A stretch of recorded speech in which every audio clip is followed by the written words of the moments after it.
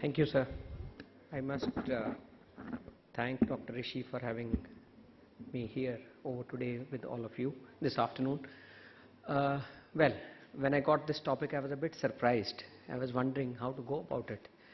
Cyclosporine in dermatology, but then I did ask a couple of my faculty colleagues, what did they expect me to speak in a gathering where people have probably used cyclosporine, probably not used cyclosporine, and the impression I got from them was that not many people use cyclosporine. Am I correct? How many of you have used cyclosporine?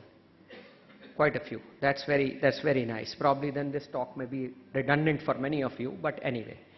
So we'll go on with, this is just to introduce cyclosporine to the fresh PGs. It was basically a find of the Sandoz laboratories from Switzerland in 1970. And in 1997 they had a newer preparation, the microemulsion preparation, that is Neoral, and which was approved by the FDA for use in psoriasis. How does it work? Well, it is one of those agents which inhibits calcineurin in some ways and causes dephosphorylation of the nuclear factor, basically acts through T cells and inhibits activation of T cells, natural killer cells, antigen presenting cells. It prevents keratinocyte hyperproliferation because of that. Release of histamine from mast cells is another one of its actions, and expression of cellular adhesion molecules is also inhibited on the dermal capillary endothelium. Dosing of cyclosporine. Well, the initial dose of cyclosporine ranges from 2.5 to 5 milligram per kg, but 2.5 milligram is where we begin with, and the patient has to be kept on that dose for around 4 weeks. If you have any adverse events, watch out for them. You increase after 2 weeks. If the patient is not improving, go up to a max of 5 milligrams over say 10 to 12 weeks. Coming to a little about the pharmacokinetics of cyclosporine. The surprising thing with cyclosporine is that it is poorly absorbed orally, and it has a wide variation in inter-patient and also intra-patient bioavailability, which ranges from as much as 1 to 89%. And bile salts are required to facilitate absorption. The peak serum concentration generally occurs 2 to 4 hours after the dose. What you must understand is that you cannot equate cyclosporine available as different brands. So you have to be careful about using different brands of cyclosporine or changing brands quickly from one to the other, because they may not translate as bioequivalent 1:1. A higher serum concentration of cyclosporine A is produced when it is administered before rather than after meals, and the metabolism is through the liver with P450, and clearance rate in children is faster than in adults. Well, there are certain contraindications. We practically all of us know about it: uncontrolled hypertension, renal disease, serious infections, previous history of malignancy, high cumulative dose of previous UVA therapy, actinic damage, or those who have been treated with radiotherapy. And it should be used in caution, with caution in pregnancy and lactation. Class C drug. Epileptics, severe hepatic dysfunction, in immunodeficiencies, diabetes, obesity, pre-malignant conditions, the elderly as well, because they may have decreased creatinine clearance. Drug or alcohol abuse, inability to attend for regular monitoring is a very important precaution. There are certain indications in dermatology. The FDA approved indications are limited and few. One is prophylaxis of organ rejection, then severe active rheumatoid arthritis, and for recalcitrant plaque psoriasis as a dermatologic indications. The other indications that we are using cyclosporine for, mind you, are off-label. In psoriasis, cyclosporine is used for the erythrodermic forms of psoriasis, for extensive plaque psoriasis, for localized pustular, childhood psoriasis, and psoriatic arthritis. I would like to ask the audience, how many of you have used cyclosporine in psoriasis? Which forms? Erythrodermic? Even plaque psoriasis. How many people have used cyclosporine for psoriasis in children? That's a much lesser number. Yeah, that's what, so I will not go into the usual classical indications of cyclosporine for you, I would like to share my experience with you on cyclosporine in the pediatric age group where we have used it. For psoriasis, the treatment schedules, I'll come to that later, the pediatric age group. The treatment schedules which we have used or which can be followed are the intermittent short-term therapy over 6 to 12 weeks as rescue or bridge therapies, long-term therapies, max of 1 to 2 years. If you ask, doctor, what would be the longest duration that you would give? That question frankly is difficult to answer. Probably the organ transplant patients may be taking it for whatever residual lifetime they have. But if you ask from a dermatologic perspective, I don't think any literature writes in the text more than 2 years. There is nothing written to that. Then there are combination therapies and rotational therapies. We did a departmental study on cyclosporine A versus methotrexate in severe psoriasis. What we found was that cyclosporine works well, but methotrexate results in a rapid and complete clearance as compared to cyclosporine A. Not as good a drug, I would say. The side effect profile in both groups was similar. This study was way back in 2003. Then psoriatic arthritis, it has been used alone and in combination. And what has been realized is that probably in combination with methotrexate, this cyclosporine seems to work better and brings down significantly the swollen joint count and the CRP levels. Now, we have done two things. One, we tried cyclosporine in the pediatric age group, and then we also tried topical cyclosporine A, which has just come in print recently. The pediatric age group where we tried cyclosporine in psoriatics, our experience with the erythrodermic form of the psoriasis was not really as good as compared to the other forms where we had 2 patients of pustular psoriasis. We had 3 or 4 of erythrodermic out of a total of 10, and the remaining were extensive plaque psoriasis. And it is, let me assure you, a very safe drug even in children. An advantage that children have is since they are able to clear the drug faster from their system, we don't seem to have much of a problem in them so far as side effects are concerned. The other issue was about topical cyclosporine. Cyclosporine is a heavy molecule. The molecular weight is close to 1,200 something. And you would not normally expect heavier molecules to penetrate into the skin. And what we had done here, this study was with the Department of Pharmacology in the Punjab University. We tried to, this was done by my colleague Dr. Dogra, not by me. We tried to have a liposomal sort of formulation of cyclosporine, and there we found that when it was used with those lipo carriers, 41% of the sites cleared completely, treated with lipogel, while 85.7% as a comparator arm cleared with clobetasol, and none cleared with the conventional cyclosporine or the placebo gel.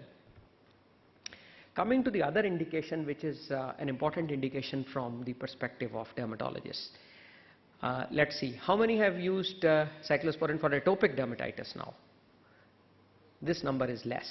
Probably the reason being, I think I at least see more of atopic dermatitis in the pediatric age group. Presumably the same must be true for the audience as well. So the hands are lesser in number. But I'd like to tell you that it's an excellent drug. I just have put one picture to show you to compare as to what sort of results you get. And my personal experience is it is gratifying results. And it is currently recommended, mind you, as the first line short-term treatment option for moderate to severe atopic eczema. And the dosage may be up to 5 mg per kg. 10% decrease in severity was seen after 6 to 8 weeks of treatment in most studies. And this is a very good number considering that atopic eczema in children can be a very frustrating disease to treat, especially when it is severe. Higher initial dose had a more rapid improvement at 2 weeks than a lower initial dose, that is 40% versus 22% decrease in severity. However, at 6 and 8 weeks there was no difference in response between the two dose groups. So this boils down to a physician choice as to whether you want to play safe and give a lower dose, or you want to give a higher dose of 5 mg and you want a faster or a quicker clearance. But ultimately overall efficacy probably not much difference. And in head-to-head trials, cyclosporine A has been seen to be superior to prednisolone, IVIG and UVAB, and practically as similar in efficacy as mycophenolate. Long-term use of up to 1 year can be recommended, but as I said earlier on, evidence is limited, and one reason is also high dropout rates. Probably a problem in our country is also cost of the drug. It's not a cheap drug to use. In 9 RCTs, no serious adverse effects have been reported where it has been used in atopic eczema. A proverbial problem in atopic eczema, the disease tends to worsen on withdrawal. So mind you, you can't go away from your usual atopic eczema management of emollients, maybe topical steroids, antihistamines thrown in. But the extent of disease and symptom scores somehow remain better than they were at baseline in the post-treatment period, which is a very big thing if you consider management of atopic eczema, because it's a disease which we know is again and again having flares. The relapse rates also vary from 75% at 6 months to 86% at 9 months after withdrawing cyclosporine. This is to give you an idea. I told you one of my patients, this is how she came, and after 1 month of cyclosporine, I generally start my patients on around 4 milligram per kg, not 5. And this is another picture to show you what happened to her legs. These children, their clearance is remarkable. Then another indication, Parthenium, not a very commonly used indication so far as cyclosporine is concerned. My own center has used probably methotrexate, but it has been tried there as well. And another indication is dyshidrotic eczema, where it has been found to be a good treatment option where you are failing other therapies. Then in pyoderma gangrenosum, when it was compared with prednisolone, both the therapies did not differ across a range of objectives and patient-reported outcomes. So it's a good drug there as well. Treatment decisions for individual patients may be guided by the different side effect profiles of the two drugs. That's important there. This is one indication. I wish retrospectively I realized that I had not arranged them in the order of use. Probably after atopic eczema, probably lichen planus would come higher up in the list as a indication where it is used rather than pyoderma gangrenosum. Oral cyclosporine A is the treatment of choice for widespread lichen planus or lichen planus where you are finding it difficult to manage with systemic corticosteroids and even retinoids. It causes a significant but temporary improvement in erosive LP of the skin and may be used to control erosive LP before you need to graft the patient. And it has also been reported to be effective in lichen planopilaris. Then people have even used topical cyclosporine A rinse in oral lichen planus.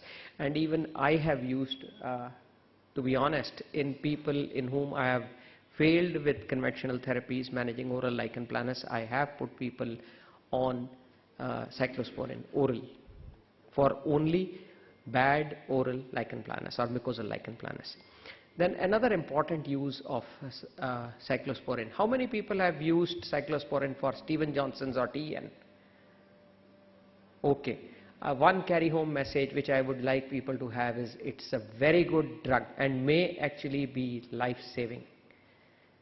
So those of you who have not used it and have been treating such patients, please start using cyclosporine A.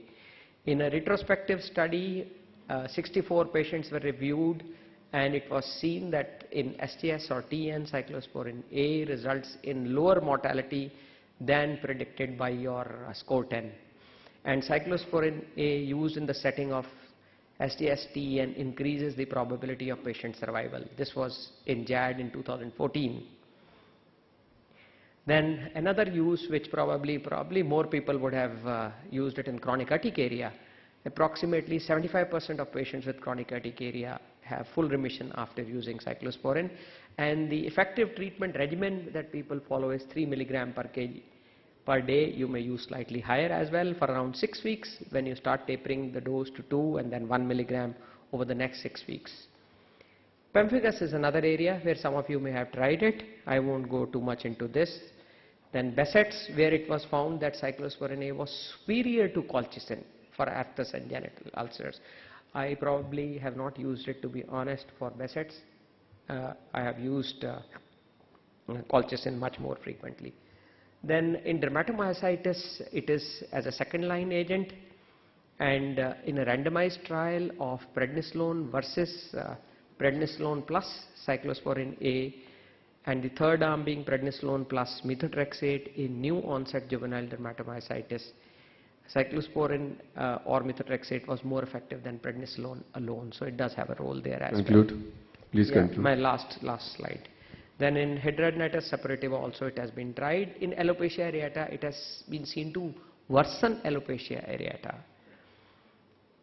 Coming to adverse effects, what you need to remember about cyclosporine A is that it can actually cause structural changes in the renal system. So you have to be very careful about using it for longer than 2 years and at doses more than 5 mg per kg.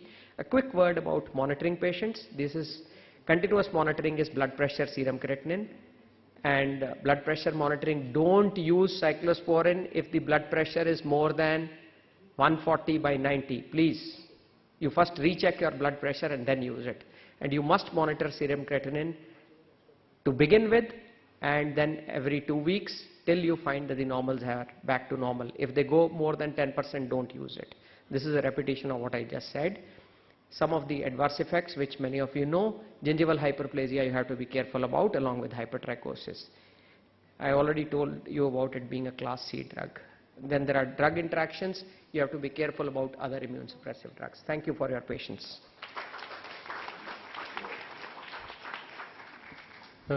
Any questions? Yeah. Dr. Srinivas. This is with regarding to measuring the blood pressure. Quite often we find that when a person comes in our OP, we measure the blood pressure and it is very high. And we ask them to go and consult a physician or something. And then they come back after about 15-20 days and they find that the pressure is normal and the doctor tells them your pressure is normal and you don't require treatment. So under the circumstances, outside it is normal. We want to give the drug, but here it is coming high. So how do we tackle that situation? At least even when the first reading is to be taken, at least 2 readings are recommended, at least 2. And then you have to do it later again. Probably, sir, I think when a patient walks into the hospital, you have something known as physician anxiety. The patient is coming into I don't know what the doctor is going to ask me. That makes a difference. So what I have decided is nowadays, I ask them to get it outside and I monitor by the pressure which they do it outside rather than... Perfectly fine, sir. So the carry home message has to be that you don't give cyclosporine to a hypertensive. You can't do that. Or you put a patient on amlodipine, mind you, I didn't have time to go through that. You should be careful. Not that you cannot use it at all. Where required, you can use it. The patient has to be on amlodipine and you have to be extra careful of monitoring your patients. Yes, the gentleman had a question. If the chair allow, we can have another quick question. Yeah, sure. Thank you, sir. So given a choice in psoriasis between cyclosporine and methotrexate, which should be your choice? My choice would be, I would be very honest, considering our scenario, I use methotrexate. First, where I'm having problems with methotrexate, I would try cyclosporine, but I don't use it as my first choice. It's an expensive drug, monitoring is more of a problem, and hypertension is invariably going to come up over time in these people. It is going to come up. So you have to be careful. And atopic dermatitis, like it's little calcitrant and difficult to treat sometimes, and you would choose... Oh, I have been, let me assure you, I have been much more liberal with the use of cyclosporine A in atopic dermatitis because I know that I want these children out of these bad flares fast. Okay, it's a miserable life for them. Before we close, you made a statement on bioavailability of the product. Yes, sir. Bioavailability. Would you like to answer that? Yes, bioavailability is very variable with cyclosporine, sir. There is a problem so far as in the brands of cyclosporine are also concerned. The Sandimmune which we get, I'm talking about the standard brands, there are n number of brands available.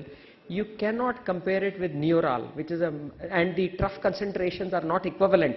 So when you are giving, say, Sandimmune in a dose of 5 mg per kg, you cannot equate it as Neural 5 mg per kg. You may need to bring down the dose of Neural, or you may end up with a toxicity sort of coming up. So it's like that. Thank you.